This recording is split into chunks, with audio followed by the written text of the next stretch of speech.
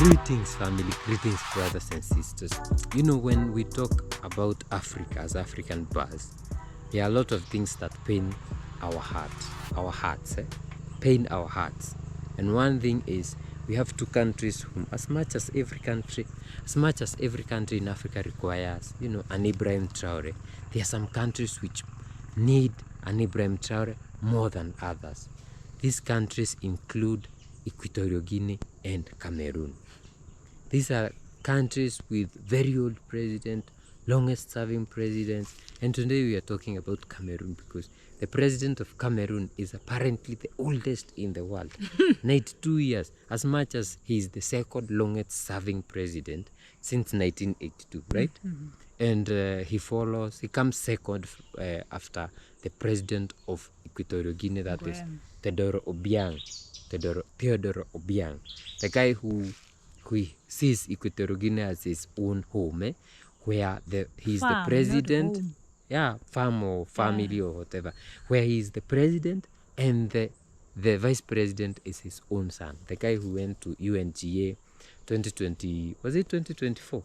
I think, no, 2023. In the US. 3 or 4? 4 in the US, spent whatever amount of money in very expensive New York hotels and all that. So this guy called Paul Biya, he's 92 years. He's been ruling since 1982. Nothing to show for Cameroon, just civil wars, people, losing their lives, Anglophone and Francophone together, fighting, because the Cameroon is divided into the area close to Nigeria, people speak English. The area away from Nigeria, people speak French. And remember, this guy is French. Oh, he was French, as they say. Then he dropped his French citizenship, which we got through naturalization, so that he can become the president. But I believe he's still French. He's still French, yeah. Oh, he's a biggest French puppet. Maybe coming second after Alassane Ouattara. And this guy, when we talk about democracy, they keep supporting their own democracy. But this is why it doesn't work. This guy is 92. There is word that he doesn't even live in Cameroon. He lives in Switzerland.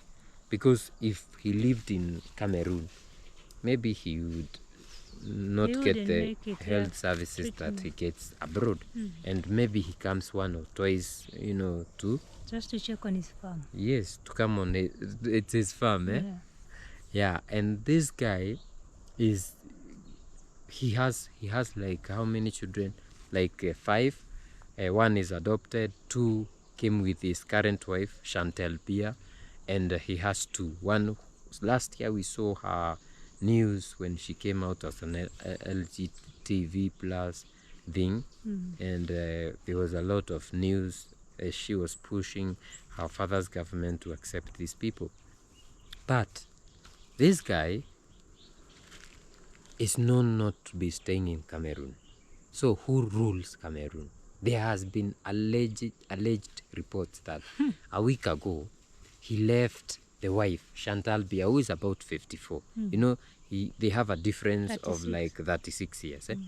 Biya was ruling with her alleged boyfriend, who is the ambassador of France to Cameroon. It's crazy. It's crazy that, in Africa we have gotten to that point. Don't they have military in Cameroon, or what is happening? I mean, it's time for the young people to take their country back. But they keep on talking about democracy, because when they say democracy and they say these guys will be running this year, I think this year they are having an election in Cameroon, and if he's running, he will definitely become the next president. After how many years? Since 43. 82. Imagine. Hey, people, and then they are saying that there's the youngest is called, I think, either Paul Jr. or there's another son. I think Paul Jr. is the one who seems as the one who is going to take over. Can the people of Cameroon allow that? Isn't there other people except for Biya? Because you have seen Biyas cannot help you in any way. Why don't you take matters into your own hands and demand for what is right for your own country? The people of Cameroon can tell us. But our concern is that when this guy is not in, the country is being ruled directly. They are not using puppets or anything. Directly by The French ambassador. French ambassador to Cameroon. By the way, do you know what they call him? The ultra protected president. Like he's very precious. The most protected president. That guy even falls. He can't even go up a flight of stairs. Imagine. But Africa has had this problem for years because even Museveni, just next door in Uganda, that guy has ruled for the longest time. And as much as you think that you are doing a good job for your country, you need to trust others also to take over and take your country elsewhere, because you can't have new ideas for all these decades, and you can't be the only one to rule because you are the only one who trusts yourself to take the country to a better place. And for Museveni and his family, I think also it's time for them to just relinquish the seat and let other people try and take Uganda to other heights. As well as the Kenyan one, Theodore Obiang. All of them, the president of Congo, Republic of Congo. Ouattara, Republic of Congo, Sassou Nguesso. We have the president of Central African Republic. You remember his son going to Russia to cause chaos in the airport. Those guys, they just need to leave. Even South African President Ramaphosa, those people are old. Like, we also had Mama Naledi Pandor, very old, beautiful woman who was taking the country to greater heights. But, age also, you need to at least train young people, give them the vision, mentor them, and, make them be the ones in the forefront. The problem with Africa, it's about making money when you are there. It's not about serving the people. Otherwise, it will be like PLO Lumumba, Professor says, a good dancer knows when to leave the stage. And you should know when to leave the stage and leave a legacy. Other people, like for example, in Kenya, people will be saying, we had President Kibaki, he was the best we've ever known, he was the best we've ever had, and he did ABC. I mean, that is what should be. Like, even there was when a he's president, gone, you remember him. We remember him because he did this for the people. That is how it should be. In Tanzania, we have President Magufuli. The people of Tanzania will always tell you he did ABCD. And up until his death, he fought for the people, for the independence of the people. Even for the COVID, as we know what happened with the fake whatever. He fought and said, my people are not getting that. Unless you really, really, really want it, we are not going to buy that for the people. And the people always remember him. We have the light train, the electric train in Tanzania. We have the new port. We have the power station, Julius Nyerere. We have the bridge in Lake Victoria. You remember? As in the legacy of Magufuli can be seen even today, just like the legacy of President Kibaki of Kenya. But our presidents are so, they love to hold on to power, to money, until they don't even know when to stop. And you look at a president like Abdurrahman Chiani from, Niger, who says, I'm too old, nothing excites me. The guy is not excited by money, he's not excited by fame, by power. He just wants to do what's right for the people. And when his time is up, he will leave because he knows my time. The reason that Tiani is there is because he wants to change the system so that when he leaves leaves it for somebody who can take over. He will leave a system that is working for the people. But now we cannot say that for Uganda.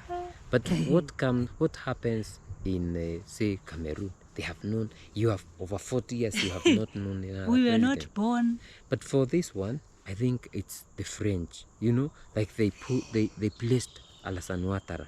They want him, even this year he's running. They want him to continue being there. Because he's a loyal puppet. They are not sure because of what is happening in Africa, especially in the Sahel. These guys are becoming very infamous. Rather the devil, So they are like, hey, what happens when we put a young guy like Osman Sonko and he turns against us? But they put Jomai Faye. He's with them. Anyway, guys, let us know what you think in the comment section. If you are from Cameroon, my goodness, let us know what is happening, the economy. Man, we have not even seen Zimbabwe. many people. I'm just remembering all these old puppets. Zimbabwe, we see our brother Linaka on X who keeps on, talking about Zimbabwe, and we know it's not so good. So let us know, what do you think? If you're from Cameroon, let us know what's happening there. And also the rest of Africa, our brothers and sisters in the diaspora, let us know how we can help our people without these governments, these Western democracies. And if you'd like to support us, we have Buy Me a Coffee link in the description and your screen. We have memberships. By the way, join our memberships. We'll be putting very, very, very, very high level videos before anyone watches, like a week before, secrets to returning to Africa and a lot of other things, what you can invest in, and a lot of our personal life, a lot of things. And we also have super chat, super thanks, supporters, and we'll see you in the next video. Bye.